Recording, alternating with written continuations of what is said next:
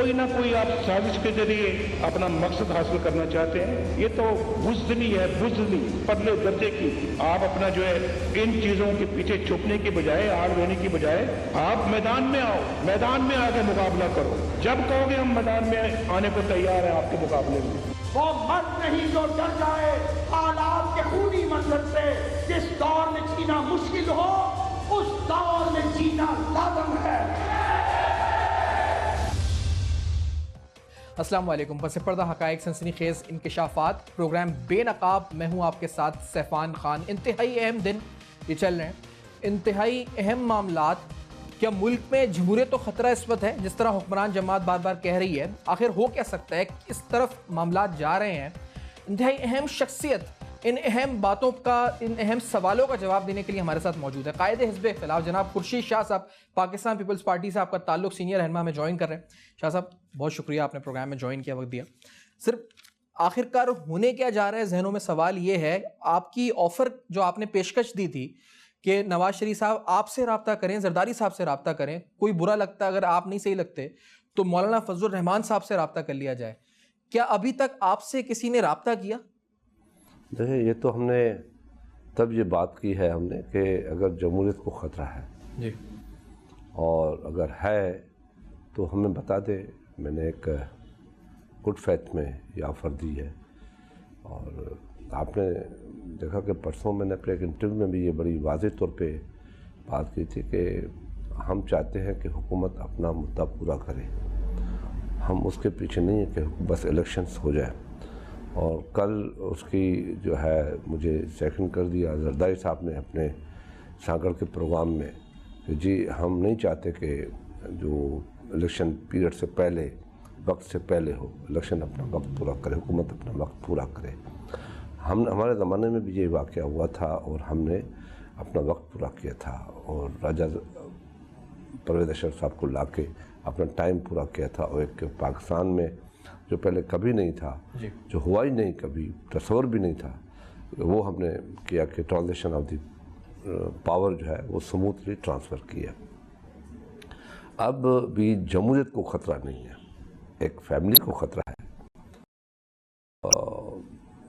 पाकिस्तान में न media houses ने, न किसी अपोजिशन ने, न किसी अदारे ने, न इस्टेब्लिशमेंट ने, किसी ने ये इशू एक्सपोज नहीं किया। इंटरनेशनल इशू था, एक्सपोज हुआ, बाहर आया, बातें हुई, पार्लियामेंट के अंदर हुई। और वहाँ भी हमने एक बड़ी खुले दिल के साथ ऑफ़र किया कि बेहतर है कि यहाँ पे एक लॉ बनाया जाए जिसको नाम होना चाहिए पानामा लॉ या कोई और नाम, जो इन इशूज़ को देखे और विद इन पार्लियामेंट देख के उसका रिजॉल्व करे। वो हम लाए भी और हमने पार्लियामेंट के अंदर पेश भी किया, मगर हुकूमत ने उस बात को मानने से इनकार कर दिया। सही। और उसके बाद हम तो नहीं गए, हम तो कोर्ट में नहीं गए। इमरान खान चले गए कोर्ट में और उधर ये कोर्ट के आगे बात चली गई। कोर्ट ने इसको बड़ा खंगाला, बड़ा बिल्कुल वाज़ेह खुले तौर पे इसकी हेयरिंग्स हुई। उसके बाद 2 जजेस ने मियाँ साहब को नाअहल करार दे दिया, 3 जजेस ने कैविटी लगा दी, कहा कि इसकी हम थोड़ी सी और जीआईटी कर लेंगे, जीआईटी कर लेते हैं, पता पड़ जाए जो हमारे जहनों में सवाल आता है वो खुल के क्लियर होके बाहर आ जाए। क्योंकि कोर्ट ने तो इन सबको नहीं बुलाया था ना, किसी को नहीं बुलाया था कोर्ट ने। अब वो चीज़ें सामने आ गई हैं। अब आप देखें, जो आप परेशान हैं, मैं परेशान हूँ, सारी कौम परेशान। आप परेशान हैं वैसे? मतलब मैं परेशान का मतलब मैं आपको अपने आप से बुलाता हूँ। आपकी सियासी ज़र्फ़, सियासी बसीरत और सियासी एक्सपीरियंस की बुनियाद पर परेशान हूँ। मौजूदा हालात आपको परेशान करते हैं? मैं इस सेंस से परेशान हूँ और बिल्कुल मुझे परेशान भी कर रहे हैं कि मुल्क की जो अंदरूनी और बैरूनी सूरत हाल है पाकिस्तान की, क्या 70 साल से हम इसी चीज़ के हालात का मुकाबला करते रहे कि इस तरीके से हमारा मुल्क चलता रहेगा? आप जमहूरियत की वजह से परेशान है खुर्शीद शाह साहब कि जमहूरियत को खतरा है? मैं मुल्क के मुआशी जो हमारे हालात हो रहे हैं इस वजह से आपने देखा स्टॉक एक्सचेंज कितना ऊपर चली गई थी और जंप एक से नीचे आ गई। चलो स्टॉक एक्सचेंज तो कभी कभी मुल्क में होता है, मगर जो अदारे कमज़ोर होते जा रहे हैं, अदारों की जंग हो रही है।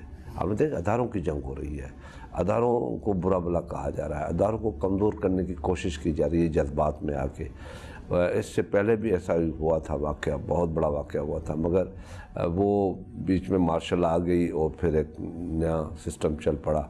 उस वजह से सियासतदान फिर एक हो गए और हमने हर चीज़ भुला के हम एक हो गए 99 में, फिर आगे बढ़े और हम ऊपर ज़रा आते हैं 20-25% पे आते हैं, फिर कोई ऐसे हालात होते हैं, फिर हम ज़ीरो हो जाते हैं, फिर हम एक मरतबा फिर जमा होते हैं। ये आज से नहीं है, ये 70s से ये चल रहा है। तो वो वही समा है, वही फिजा मतलब बन चुकी है, ऐसा आपको नजर आ रहा है? माहौल नज़र आता है। अच्छा, वो माहौल नज़र आ रहा है आपको?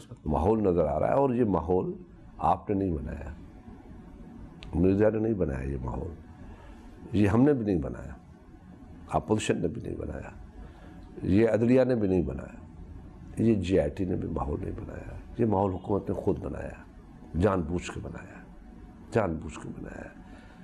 बाहर रोस्टम लगा हुआ है, अंदर जाते हैं, बाहर आके शोर मचाते हैं, प्रेस में जाते हैं, अदारों को बुरा भला कहते हैं और अपने आप को मासूम साबित करने की कोशिश करते हैं।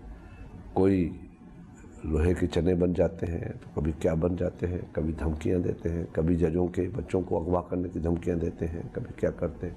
ये माहौल हुकूमत ने बनाया। अभी तक अपोजिशन ने कोई ऐसा माहौल नहीं बनाया। नहीं, अपोजिशन ने कोई जलसे जुलूस किए हैं। लेकिन शाह साहब, ये जो अपोजिशन ने नहीं बनाया, मीडिया ने नहीं बनाया माहौल, GIT ने, सर इस पूरे दौरान ने GIT के जो 60-70 दिन रहे हैं, इस दौरान जिस तरीके से व्हाट्सएप कॉल का मामला सामने आया, जिस तरीके से हुसैन नवाज की फ़ोटो जो बाहर लीक हो गई थी वो मामला सामने आया, यानी मामला जिस तरह से GIT के, और फिर जो मीडिया मॉनिटरिंग GIT कर रही थी, जिसके अंदर सोशल मीडिया अकाउंट्स की मॉनिटरिंग हो रही थी, मीडिया पर जो एनालिस्ट आकर कमेंट्स दे रहे थे, उसकी रिपोर्ट बाकायदा सुप्रीम कोर्ट में पेश हुई। तो ये शाह साहब, आपको लगता है ये अनयूजुअल हो रहा था, ये जिस पर नून लीग एतराज़ात उठाई थी, इज इट अनयूजुअल? ये आम हालात में भी होता है। मुझे समझ में नहीं आता कि आप लोग, क्योंकि ये ऐसी दुनिया है जिसमें आपको और मुझे देखना पड़ता है मीडिया के व्यूज़ को, आपके व्यूज़ को भी देखना पड़ता है, आपके तासरात को भी देखना पड़ता है। आज वो दुनिया नहीं है जो हमारी कल दुनिया थी, आज से 20-25 साल पहले थी।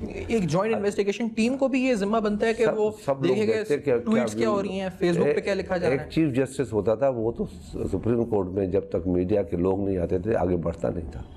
वो तो एक और ज़माना, वो ज़माना भी था। ये तो देखना पड़ता है कि राय आमा क्या है, उस पर कौन सी चीज़ें शायद लोगों में आ रही हैं।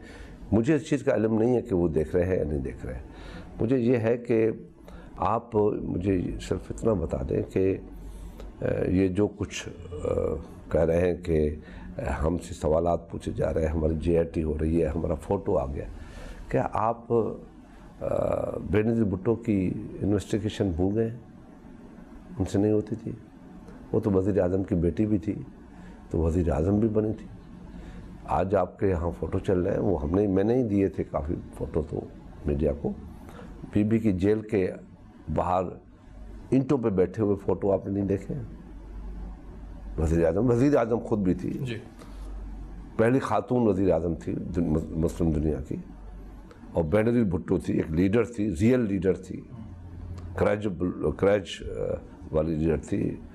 और उसके साथ जो सलूक होता था, वो आसिफ अली जरदारी जो उसके हस्बैंड थे, उनके साथ जो GIT लाकबों में की जाती थी और पकड़ के बाजू पकड़ के ज़बान काटी जाती थी, वो आप ये कौन से बसा को इज्जत के साथ वो बैठा हुआ है कुर्सी पे? ये क्या मसला हुआ है? जानबूझ के उठाया है ये मसला कि हम कंट्रोवर्सी पैदा करें, GIT को कंट्रोवर्सी। सर यहाँ तक तो आपने कहा कि ये हुक्मरान जमात का अपना रवैया रहा जो इन पिछले दिनों में हमने देखा। सर 2014 में आपने साजिश देखी थी, यानी जिस तरह हुकूमत भी कहती है और ये कहा गया जी कॉलें शौलें हमने रिकॉर्ड की थी IB ने, तो आपको भी लगा था वो साजिश थी, लेकिन आज 2017 में आपको नहीं लग रहा कि साजिश है? ये अगर मैं कहूँ मुमासलत है? बिल्कुल 2014 में साजिश थी। 2014 में साजिश थी। उसका कोई सबूत है आपके पास? को मतलब कोई एविडेंस आपको? मैं जेब में लेके तो नहीं बैठता। नहीं, मतलब एविडेंस बताया था गवर्नमेंट ने? कहा है, देखिए मैं तो वो आदमी हूँ जिसने इस बाजी को पलटा था।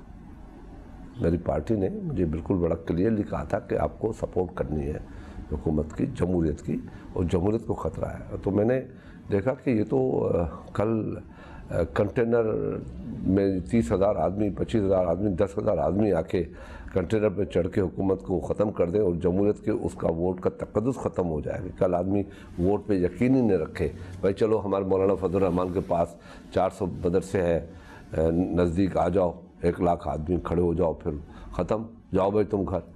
اور یہ تھی، اور پھر نظر بھی آ رہی تھی نا آپ کو اس وقت ISI کا جو چیف تھا بڑا ایکٹیو تھا. آج تو ISI کا چیف ایکٹیو نظر نہیں آتا نا آپ کو، آتا ہے؟ نہیں نظر آتا. ISI کے پاس ایڈمنسٹریٹو اور سیکیورٹی کے جو بطور آپ یہ کہہ رہے ہیں کہ ISI کے سیکیورٹی اور ایڈمنسٹریشن ان کے پاس ہے جی. تو کیا آپ سمجھتے ہیں کہ آج ISI جو سازش میں شریک ہے، جو پہلے 2014 میں تھی، 2014 میں جب میں نے اسپیچ دی تھی تو اس سے پہلے کچھ نہیں تھا. اس کے بعد ISPR آ گئی، بالکل اس نے وضاحت کرنے شروع کی. پھر میں نے دوسری اسپیچ دی، پھر اس کی آ کے وضاحت ہوئی. اس کے بعد پھر بلایا گیا ان دونوں کو، عمران خان کو، طاہر القادری کو. اس کے بعد گیم نے چینج کرنا شروع کیا. ایک بریک لے لیتا ہوں، کیونکہ میں جو اب سوال پوچھنے جا رہا ہوں بریک کے بعد وہ یہی ہے جی کہ اگر وزیر اعظم ڈسکوالیفائی ہو جاتے ہیں اس رپورٹ کے بعد تو پھر کیا؟ یعنی ابھی خورشید شاہ صاحب نے ذکر کیا کہ یہ خاندان اور جمہوریت میں فرق ہے، خاندان اور جمہوریت میں فرق ہے، پیپلز پارٹی کدھر کھڑی ہوگی، سیاسی فائدہ کس کو ہوگا؟ یہ بڑے سوالات اس وقت ہیں جو ذہنوں میں ہیں. ایک بریک کے بعد بے نقاب کریں گے، میرے ساتھ رہے گا اب تک.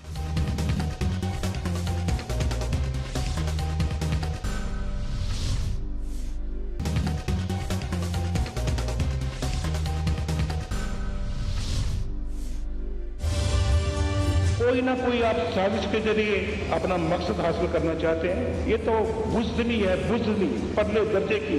آپ اپنا جو ہے ان چیزوں کے پیچھے چھپنے کی بجائے، آڑ لینے کی بجائے آپ میدان میں آؤ، میدان میں آگے مقابلہ کرو. جب کہو گے ہم میدان میں آنے کو تیار ہیں آپ کے مقابلے میں. وہ مرد نہیں جو ڈر جائے حالات کے خونی منظر سے. جس دور میں جینا مشکل ہو اس دور میں جینا لازم ہے. Welcome back. آپ دیکھ رہے ہیں بے نقاب. ایک اہم ترین انٹرویو ایک اہم ترین دن پہ خورشید شاہ صاحب میرے ساتھ پروگرام میں موجود ہیں. شاہ صاحب، کیا اس GIT کے بعد اب وزیر اعظم، آپ نے کہا جی وزیر اعظم چلے جائیں، خاندان کا مسئلہ ہے، کوئی اور آ جائے پرائم منسٹر، لیکن یہاں مسئلہ کچھ اور بن چکا ہے. یہاں تو ایسا لگ رہا ہے کہ جو اگر وزیر اعظم ڈسکوالیفائی ہو جائیں، جس طرح کا ایک ماحول بنا دیا گیا ہے تو کہ سب نظام سمجھ جائے گا. سب یہی کنسرن سب کو ہے اس وقت کہ سب ختم ہونے والا ہے. ایسا ہے کہ کیا ہے، کیا ہوگا اس ڈسکوالیفیکیشن کے بعد؟ کیوں ختم ہوگا؟ کچھ یہ تاثر بنا رہے ہیں لوگ. نہیں تاثر بنا رہے ہیں، کچھ ختم نہیں ہوگا. کیوں ختم ہوگا؟ ہاں، نواز شریف خود ختم نہ کرے، نہ میں کھیلاں گا نہ کھیلنے دوں گا، تو یہ ایک اور بات ہے.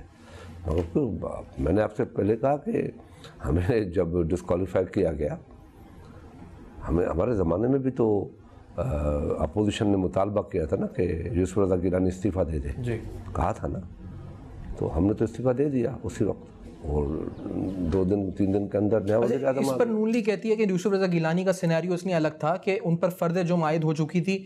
پاناما ایسی چیز ہے جس کے اوپر وزیر اعظم کے خلاف کوئی فرد جرم تاحال عائد نہیں ہوئی ہے، نہ کوئی FIR ہے، نہ کچھ ہے. یہ نون لیگ دیکھیں، یوسف رضا گیلانی کا کیس تو نکال لینا. اس کا کیس کیا تھا؟ کچھ نہیں تھا. ایک چیف جسٹس کی خواہش تھی، اس وقت کی اپوزیشن کی خواہش تھی. چیف جسٹس کی خواہش یہ تھی کہ میں حکومت کو کمزور کر دوں، ختم کر دوں. ایک انکانسٹیٹیوشنل اس کا ایک ڈیمانڈ تھی کہ ایک خط لکھ دو. سٹنگ پرائم منسٹر سے خط لکھایا جا رہا تھا سٹنگ پریزیڈنٹ کے خلاف، جو کانسٹیٹیوشن کے اندر تب تک اس کو ریمیڈی حاصل ہے، امیونٹی حاصل ہے اس کو، کہ وہ نہیں لکھ سکتے ہم جب تک وہ پریزیڈنٹ کی چیئر پہ ہے. کہتا لکھو. اس کو میں نہیں لکھوں گا. یہ تھا نا. اور کوئی جرم تھا؟ کوئی کرپشن کی چارج تھی؟ بتائیں، آپ بتائیں. کرپشن کی چارج تھی کہ تم نے کرپشن کیا، اتنا گھپلا مارا ہے، اربوں روپے کھربوں روپے کا گھپلا مارا ہے. وہ حساب آ گیا، پکڑے گئے. جیسے پاناما کی بات آئی ہے نا، پاناما میں تو میاں نواز شریف نے خود کہا ہے نا. دیکھیں آپ اس کی اسپیچ نکال کے دیکھ لیں کہ اس نے خود کہا ہے کہ مجھے اگر کسی نے کہہ دیا کہ تم ڈسکوالیفائی ہو اور ثابت ہو جاتا ہے میں استعفیٰ دے دوں گا. دیا، خود کہا ہے نا. خود آئی قوم سے کہا نا کہ میرے پاس ڈاکیومنٹس موجود ہیں جو ہم نے انویسٹمنٹ کی ہے، جس طریقے سے کی ہے. خود کہا ہے نا. خود کہا ہے نا یہ پیسہ میرا ہے، میں لے گیا ہوں. ان کے بچوں نے خود کہا ہے نا کہ الحمدللہ یہ فلیٹیں ہماری ہیں. خود کہا ہے نا میڈم ہماری مریم نواز نے خود کہا ہے نا کہ میں ٹرسٹی ہوں ان کی, میرا کوئی ایک چیز کی بھی پیسہ نہیں ہے, میرا ہر خرچہ باپ کرتا ہے. خود کہا ہے نا, کسی اور نے تو نہیں کہا نا, تو کیوں ناراض ہوتے ہیں پھر؟ ہم نے تو نواز شریف کو تو کھل کے پہلے دن کہنا چاہیے تھا میرا کوئی تعلق نہیں ہے, میرے بیٹے ہیں, ان لوگوں نے کیا. چلو بحث چلتی کہ بھائی 13 سال کا بچہ جو ہے, 14 سال کا بچہ جو ہے کھربوں کی پراپرٹی بنا لیتا ہے, یہ پھر وہ الگ بحث ہو جاتی. مگر یہ تو خود ان لوگوں نے کہا ہے نا کہ 3 مرتبہ مخاطب ہوئے ہیں, 1 مرتبہ پارلیمنٹ میں, 2 مرتبہ نیشن سے مخاطب ہیں میاں نواز شریف. اب کھل کے کون کو کہا ہے کہ میں استعفیٰ دے دوں گا؟ وہ استعفیٰ تو نہیں دیا اس نے. اور اگر 62-63 کے تحت وزیر اعظم چلے جاتے ہیں, ڈسکوالیفائی ہو جاتے ہیں, تو پھر یہ ایک نیا دروازہ کھل جانا ہے, صرف یہ ایک نہیں بلکہ اس کے بعد کوئی اور لوگوں کے نمبر لگ سکتے ہیں 62-63 میں. لگنے چاہیے. یہ ایک دروازہ نیا کھل جائے گا سیاست میں, مطلب یہ تو کھل جائے. اگر دیکھیں نا ایک چیز ہے کہ پہلے تو یہ ہونا چاہیے اصولاً اخلاقاً, میں ملک کا وزیر اعظم ہوں, میرے بیٹے یہاں پہ ٹیکس بھی نہ دیں. میرے بیٹے پاکستان میں جس وطن کا جس پہ میں ایز وزیر اعظم دنیا کو پھرتا کرتا ہوں کہ آؤ پاکستان میں انویسٹمنٹ کرو, میرے بچے پاکستان میں انویسٹمنٹ نہیں کرتے. تو آپ مجھے یہ بتاؤ کہ دنیا کے دوسرے لوگ پاکستان میں انویسٹمنٹ کریں گے؟ اس لیے پاکستان میں انویسٹمنٹ نہیں آ رہی ہے. اس سال پاکستان میں ٹوٹلی انویسٹمنٹ ہوئی ہے تقریباً $60 بلین.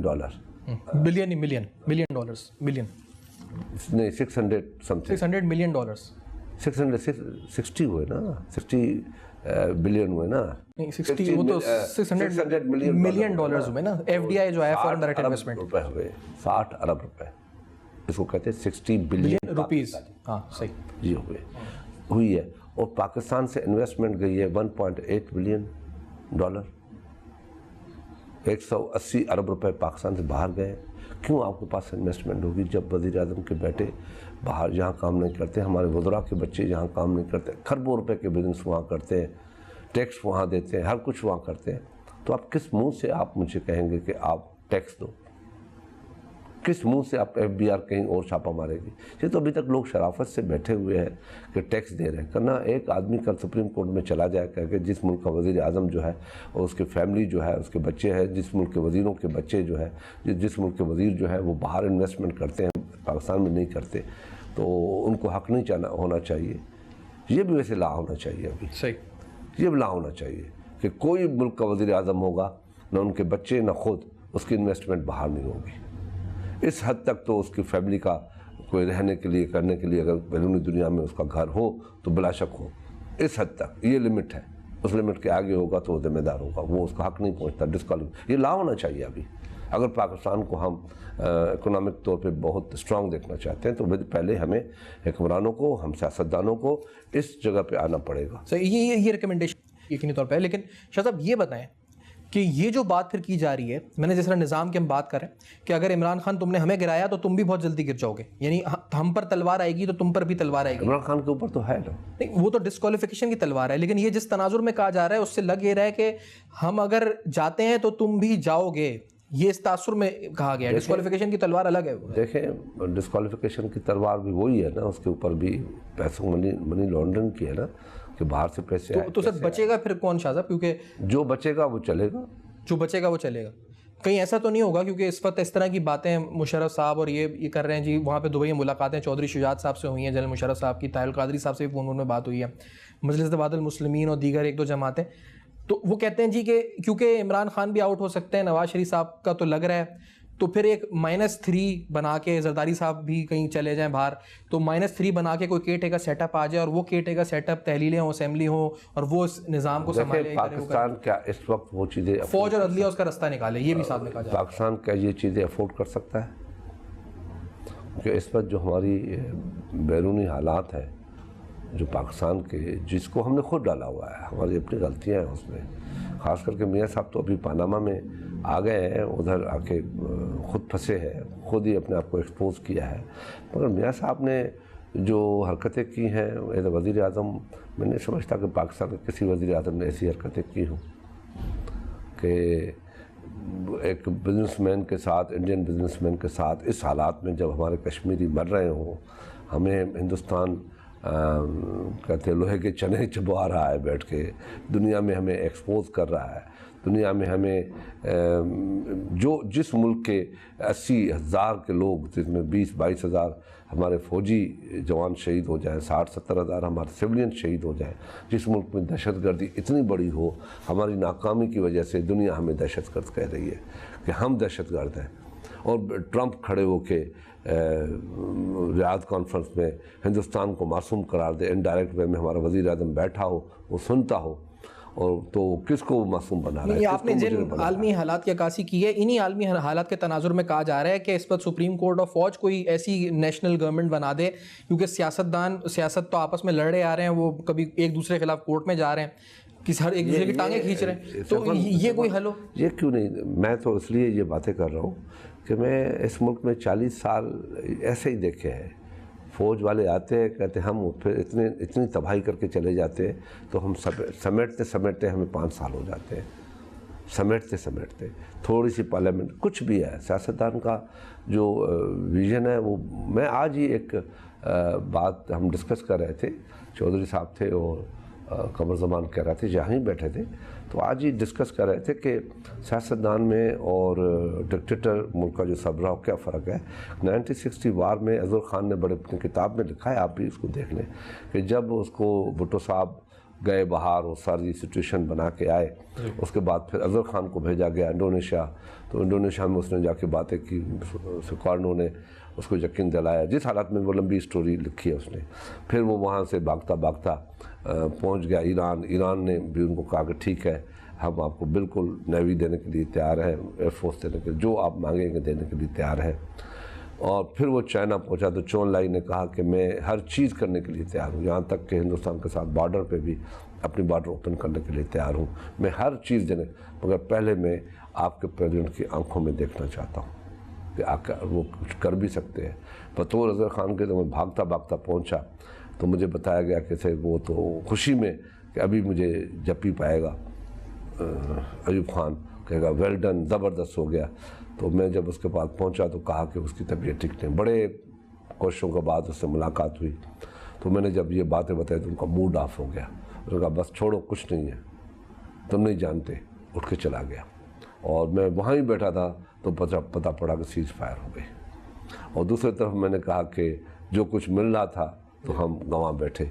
और दूसरी तरफ जुल्फ़िकार अली भुट्टो 71 में शिमला में गए, सारी चीज़ें, दी हुई चीज़ें, बग़ैर असले के, बग़ैर ताकत के समेट के लिया। तो ये सियासतदानों में फ़र्क है। मैं एक ब्रेक की तरफ पढ़ता हूँ शाह साहब, इस ब्रेक के बाद आते हैं। तो ये अहम तरीन सवाल है, क्योंकि मैं जब यहाँ आया हूँ तो ये हमने पिछले कुछ दिनों में सुना है, वज़ीर साहब ने कहा कि मेरे दिल में है, मैं बहुत कुछ कहना चाहता हूँ, मैं कहूँगा। उन्होंने जब कहा था, जब वो JIT के सामने पेश हुए थे, मरियम नवाज़ ने कहा कि सीनों में दफन साजिशों को बेनकाब करने पर मजबूर ना किया जाए। ये जो साजिशें हैं, ये इन पर तो हमने बात की है कि कठपुतली भी कौन है, क्या हो सकता है, लेकिन हम ये ज़रूर सवाल उठाएंगे कि क्या वजह है कि वो बोल नहीं पा रहे अपने दिल की बात। कोई कमज़ोरी है या इशू टाइमिंग का है, किसी अहम वक्त पर करेंगे। इस ब्रेक के बाद जानेंगे। हमारे साथ रहिए।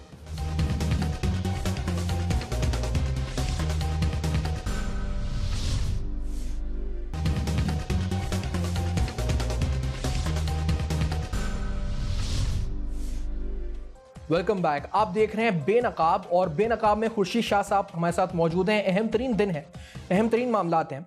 शाह साहब, ये वजह क्या है? मतलब ये state with in the state की बात गिलानी साहब तक ने कर दी थी जब वो थे। साजिश है, दिल में है, सीने में दफन है, राज हैं, उसको मजबूर ना करें, ना बोले हम लोग। सर ये डर, मतलब वजीर आज़म पाकिस्तान से ताकतवर शख्सियत तो कोई नहीं है इस मुल्क के अंदर बज़ाहिर, वो बोल नहीं पा रहा कोई बात, ये वो किसी टाइमिंग की वजह से इंतज़ार कर रहे हैं कि जजमेंट आ जाए फिर मैं राज खोलूँगा दिल का, इलेक्शन के बाद किसी टाइमिंग, या ये डर है, ये डरते हैं किसी से, क्या बात है? देखिए, जहाँ तक यूसुफ रज़ा गिलानी की बात है, वो तो आपने खुद ही मैं बताया ना, स्टेट, वो तो उन्होंने बोल दिया था स्टेट में। वो क्यों कहा था मुझे पता है? वो जब हमने तो बड़ा डिफेंस मिनिस्ट्री का सब, वो सेक्रेटरी डिफेंस नोटिफिकेशन वगैरह जब आ गया था, जब डिफेंस सेक्रेटरी को बाईपास करके डायरेक्ट कोर्ट के अंदर चले गए थे ISI के चीफ, और वहाँ से समरी रिटर्न नहीं की थी, तब ये बात आई थी।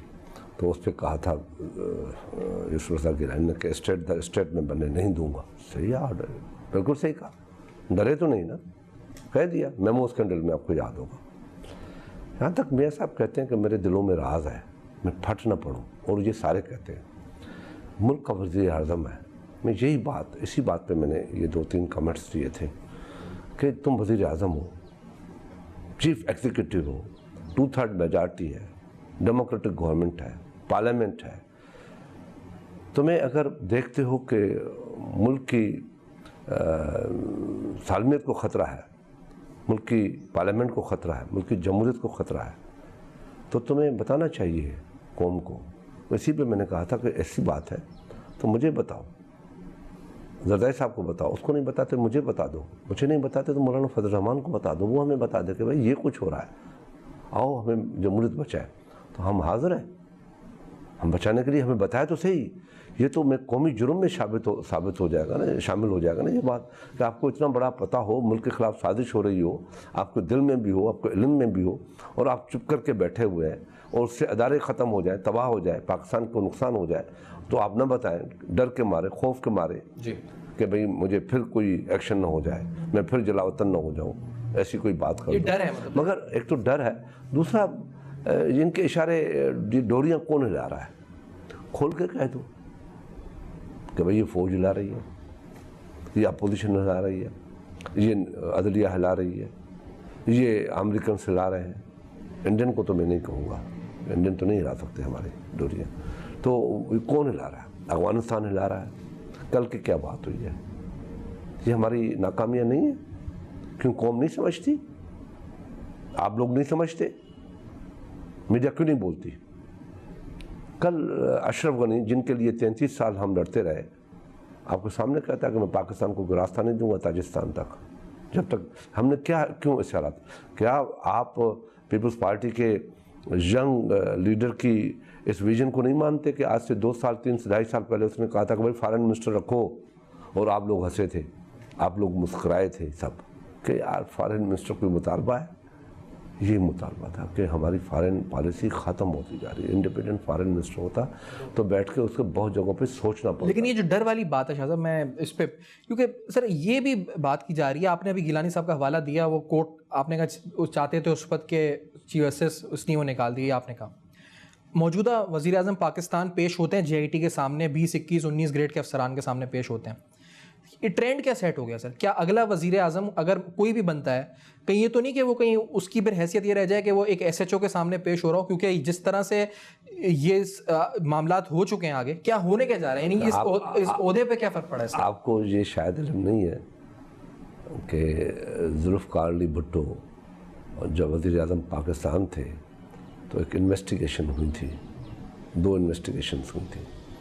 ایک محمد احمد مرڈر کے کیس میں وہ ماجسٹریٹ کے سامنے چلے گئے تھے, ماجسٹریٹ کے سامنے. ایک محمود الرحمان کمیشن بیٹھی تھی, اس کے پاس چلے گئے تھے. یہ کوئی مسئلہ نہیں ہے. دنیا میں وزیر اعظم اگر کہیں اپنے ملک میں کسی کیس میں انوالو ہو جاتا ہے, پھنس جاتا ہے, تو عدلیہ کے آگے پیش ہونا کوئی جرم نہیں ہے.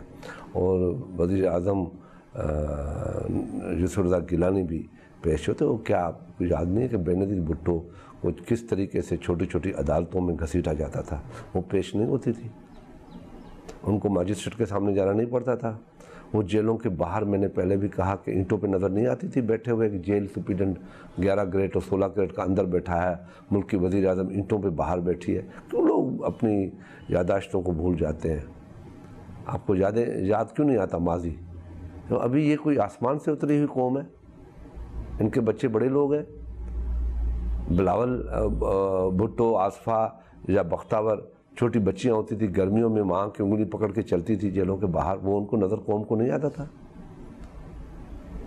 تو یہ نئی چیز نہیں ہے. لیکن یہ انہوں نے کہا جی کہ جب میں تو یہ کہہ رہا ہوں نا, دیکھیں نا, جب JIT نواز شریف صاحب JIT میں گئے ہیں, نہیں جب JIT میں گئے, ایک سوال اسی, تو ان کی پارٹی کی طرف سے کہا گیا کہ اس میں ISI اور MI ہے, I بھی نہیں ہے JIT میں, اور ہمارا وقار ہے, ہم سلام کرتے ہیں ہماری افواج پاکستان ISI MI کو جو اس وقت جنگ لڑ رہی ہیں, ان کو JIT میں ڈالنا. یہ نون لیگ کی طرف سے کہا گیا کہ ہم نے وزیر اعظم صاحب سے کہا, تو وزیر اعظم صاحب نے کہا نہیں رک جاؤ, کچھ نہیں ہوتا, صحیح ہے ISI MI ہے, نو ایشو. چلنے دو. ہم نے اعتراض اٹھایا, رہنماؤں نے, وزیر اعظم صاحب نے روک دیا ہمیں, تو یہ انہوں نے صحیح کیا روک کے یا غلط تھا یہ اس وقت نہیں کرنا چاہیے؟ جے آئی ٹی جب بنی تھی تو اس پہ تو حکومت نے بڑی مٹھائیاں بانٹی تھیں, آتش بازیاں ہوئی تھیں, خوشیاں منائی گئیں, ہم جیت گئے. اور جب جے آئی ٹی نے کام کیا, جو کام جے آئی ٹی سے یہ لینا چاہتے تھے ان لوگوں نے نہیں کیا, سپریم کورٹ نے جو ریسپانسبلٹی جے آئی ٹی کو دی تو وہ ان لوگوں نے نہیں مانا ان کا, تب یہ کنٹروورشل بنے نا. پہلے کیوں نہیں کہا کہ جے آئی ٹی نے, ہم نے کہا, میں اون کر رہا ہوں, مان رہا ہوں, ہم نے کہا کہ جے آئی ٹی کیا کرے گی, 22 گریڈ 21 گریڈ کا آفیسر وزیر اعظم پیش ہوگا اس کا, کیسے کرے گا. مگر آج یہ چیز کا علم ہو گیا ہمیں, یہ ایکسپیرینس میں ہماری ایک اضافہ ہوا کہ نہیں, کچھ ایسے لوگ ہیں جو بیٹھ کے حق و انصاف کی بات کر سکتے ہیں, پوچھ سکتے ہیں, بادشاہ سے بھی پوچھ سکتے ہیں. تو یہ برا نہیں لگنا چاہیے. مگر جب نواز شریف صاحب وہاں گئے ہیں, باتیں کی ہیں, اور اس نے دیکھا ہے کہ کوئی ڈوریاں ہلا رہا ہے, ان کے پیٹ میں بہت کچھ ہے, تو قوم کو بتا دے وہ, ورنہ وقت گزر جائے گا, پھر اس باتیں بتانے کا کوئی فائدہ نہیں ہوگا. لندن میں بیٹھ کے یہ باتیں بتاؤ گے کوئی فائدہ نہیں ہوگا. لندن میں بیٹھ کے, یعنی آگے کا لندن نظر آ رہا ہے آپ کو؟ آگے نہیں جاتے ہیں نا وہاں سے, لندن سے بہت پیار کرتے ہیں وہ وہاں سے. نہیں, لیکن یہ اس کا سیاسی فائدہ کون اٹھائے گا شاہ صاحب؟ یعنی عمران خان صاحب تو اس وقت وہ ایک طرح سے ویسے ہی وہ کانفیڈنٹ ہے, جب ان کے دھرنے کے بعد سو موٹو ہوتا ہے, ان کے معاملات یا وہ جس طرح پریشر ڈالتے ہیں, اور اب وہ اس پٹیشن پر میاں نواز شریف صاحب ڈسکوالیفائی ہو جاتے ہیں, تو یہ سارا اس سیاسی حادثے کا سیاسی فائدہ سارا تو عمران خان صاحب نے اٹھا لینا. پیپلز پارٹی کدھر کھڑی ہوگی؟ نہیں دیکھیں, میں کیوں کہہ رہا ہوں کہ آپ اپنا ٹینیور پورا کریں. میں کیوں کہتا ہوں کہ میں ٹینیور پورا کرو, اپنا وقت پورا کرو, آپ کوئی اور لے آؤ, سسٹم کو ڈی ریل نہ کرو. مگر میری بات کو آج تک کسی نے نہیں اپریشیٹ کیا. یہ تو میں نے 4 سال پہلے دیکھا تھا کہ حالات خراب ہو جائیں گے, اس لیے میں نے نواز شریف کو کہا تھا کہ میاں صاحب ٹینیور 4 سال کر دو, کہ ہم تھک جاتے ہیں, ہم تھک جاتے ہیں, اتنا 5 سال نہیں چل سکتے, پھر کوئی نہ کوئی گڑبڑ ہو جاتی ہے. تو 4 سال پیریڈ میں 1 سال ویسے گزر جاتا ہے, دوسرے سال کام ہوتا ہے, تیسرے سال مخالفت شروع ہوتی ہے, چوتھے سال مطالبہ ہو جاتا ہے, تو چوتھے سال حکومت ختم ہو جاتی ہے, چلو بھائی نئی الیکشن. تو یہ مطالبہ میں نے اس لیے کیا تھا. آج اگر دیکھ لو کہ پورے 4 سال ہو گئے, ہمارے بھی جب پورے 4 سال ہوئے تھے تب ہمیں ہماری وزیر اعظم کو استعفیٰ دینا پڑا تھا. تو اس تجربے کو سامنے رکھتے ہوئے میں نے مطالبہ کیا. آپ نے مطالبہ کیا, لیکن اس ڈسکوالیفیکیشن کے بعد اگر ہوتی ہے تو سر یہ جو اس وقت جھنڈا ہے آگے, جو اس کمان, وہ تو پھر عمران خان صاحب کے ہاتھ میں نہیں آ جائے گی. فیصلہ وہ کریں گے کہ اسمبلیاں تحلیل ہونی چاہیے نہیں ہونی چاہیے, کہ میں سڑکوں پہ لے آؤں گا عوام کو, ورنہ فیصلہ وہ کریں گے جی کہ میں اس وقت اس ملک میں یہ نظام چلنا چاہیے نہیں, یا الیکشنز فوری طور پر ہونے چاہیے. کیا ان کے ہاتھ میں تو نہیں سب چیزیں آ جائیں گی, کیونکہ وہ پھر اوور کانفیڈنٹ ہو جائیں گے؟ یہ آپ کی غلط فہمی ہے. اچھا, یہ ایسا نہیں ہو سکتا کہ عمران خان ڈکٹیٹ کرے کہ میں کروں گا. یہ ڈکٹیٹ پاکستان کے عوام کریں گے, ان کے ہاتھ میں یہ طاقت ہے. ایسی بات کوئی نہیں ہے, میں اپنے ایکسپیرینس سے بتا رہا ہوں. صرف یہ ہے کہ اگر نواز شریف یا ان کے جو بھی جن کے اوپر بھی یہ افیکٹ ہوتا ہے, اس کے علاوہ کوئی آ جاتا ہے وزیر اعظم, وہ تو ابھی مسلم لیگ نون کے ہاتھ میں ہے کہ وہ کون سا پولیٹیکل فیصلہ کرتے ہیں, ان کے لیے کیا بہتر ہے. اور میں سمجھتا ہوں کہ اگر ایسا ہوا, میری رائے یہ ہے, میں آج آپ کے یہاں کہنا چاہتا ہوں کہ مسلم لیگ نون یقیناً اپنا نیا وزیر اعظم لے آئے گی, جس کو اپنا تحلیل نہیں کرے گی اسمبلیاں. وزیر اعظم لے آئے گی نہیں اس وقت؟ اس میں کوئی نام آپ کے ذہن میں ہے جو ہو سکتا ہے, مطلب آپ سمجھتے ہیں جس کو کیپیبل ہو, کوئی ایسا نام؟ نہیں, میں کیونکہ کسی وقت جب یہ ہوا تھا تو ہمارے ہاؤس میں نعرہ لگا تھا وزیر اعظم خورشید شاہ کو لے آؤ, تو ہم انپوز دیں گے, تو وہ میرے گلے میں پڑ گئی بات. تو میں کسی کو مروانا نہیں چاہتا کہ میں کسی کا نام دے دوں, پھر وہ کہا کہ یہ تو فیوریٹ ہو جائے گا اپوزیشن کا. نہیں, کچھ نام جیسے آپ سے ہٹ کے کچھ نام جو چل رہے ہیں میڈیا میں کہ جی وہ خرم دستگیر, اسحاق ڈار, اس کے اسحاق ڈار تو نہیں ہو سکتا نا, اسحاق ڈار وہ تو سینیٹر ہے, وہ تو نہیں ہے, لیکن خرم دستگیر, اس کے علاوہ 3-4 اور جو نام جو اس وقت بیسیکلی جن کا زیادہ تعلق ٹریڈ اور فائنانس انڈسٹریز سے ہے, ان کے نام جو ہے زیر گردش ہیں کہ شاید یہ ٹریڈ اور یہ لوگ تو نہیں چل سکتے نا. یہاں تو سیاستدان چاہیے, سیاسی آدمی چاہیے. سیاستدان جو ہوتا ہے بہترین معاشیات کا ماسٹر ہوتا ہے, सियासतदान होता है जिसकी आवाम के नफ्स पे हाथ होता है।